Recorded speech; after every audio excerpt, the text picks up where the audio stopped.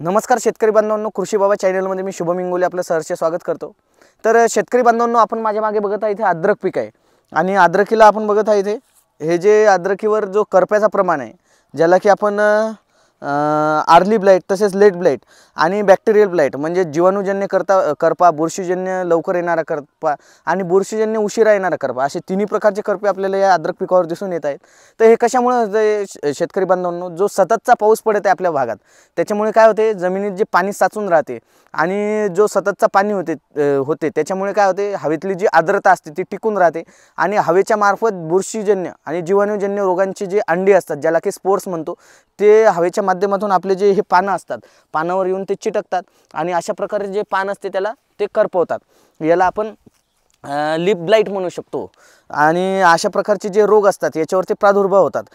तर हे रोग आपल्याला कंट्रोल करायसाठी काय करायचं आहे, होता असतो जमिनीतून आपल्याला जे जीवाणू असतात, जसं की ट्रायकोडर्मा व्हिरिडी झालं, ट्रायकोडर्मा हर्जियानम झालं, किंवा सुडोमोनास फ्लोरिसन्स झालं, किंवा बॅसिलस सबटिलिस झालं, अशा जीवाणूंचा आपल्याला वापर करायचा आहे। जर आपली हळद अद्रक पीक जर सुरुवातीच्या स्टेजमध्ये असेल, हळद किंवा अद्रक अशी दोन्ही पिकासाठी आपल्याला काय करायचं आहे, सुरुवातीच्या स्टेजला ट्रायकोडर्मा आणि सुडोमोनास प्रति एकर 1-1 किलोच्या हिशोबाने आपल्याला ड्रिपच्या माध्यमातून सोडायचं आहे।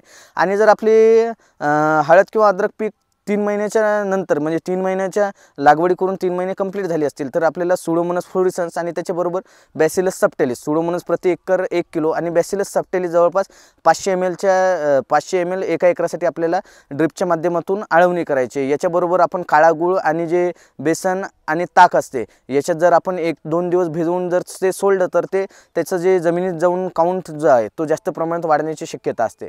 तर शेतकरी बांधवांनो, अशा प्रकारे आपण जैविकरित्या ड्रिपच्या माध्यमातून याला कंट्रोल करू शकता। कारण की वरच्या माध्यमातून जर आपल्याला कंट्रोल करायचं असेल तर वरून सुद्धा आपल्याला जे आपलं आता पावसाळी वातावरण आहे त्याच्यात हवेत आर्द्रता असते, तर आपल्याला वरून त्याच्यात सुडोमोनास तसेच बॅसिलस सबटिलिस या जैविक बुरशीनाशकांचा तसेच जैविक जीवाणूनाशकांचा आपल्याला उपयोग करायचा आहे।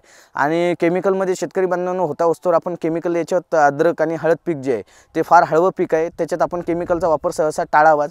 आणि जर यूजच करायचं झालं तर कोणत्याही चांगले जे ब्रँडेड कंपनी आहे त्याचं स्ट्रॉबिलन ग्रुपमधलं, जसं की पायराक्लोस्ट्रोबिन झालं, ॲजास्ट्रोबिन झालं, ट्रायफ्लोक्झोस्ट्रोबिन झालं, किंवा जे आपलं झोल ग्रुप आहे जसं की टेबुकोनॅझोल झालं, डायफेनकोनॅझोल झालं, असं आपल्याला प्रोपिकोनॅझोल झालं, असं आपल्याला बुरशीनाशक वापरायचं आहे। तर शेतकरी बांधवांनो, आपल्याला सुद्धा अद्रक पिकामधील जो करपा कंट्रोल करायचा असेल तर अशा प्रकारे आपण कंट्रोल करू शकता। तर व्हिडिओला बघण्यासाठी खूप खूप धन्यवाद आणि आपल्या चॅनल कृषी बाबाला सबस्क्राईब करून जास्तीत जास्त शेतकऱ्यांपर्यंत पोहोचवा।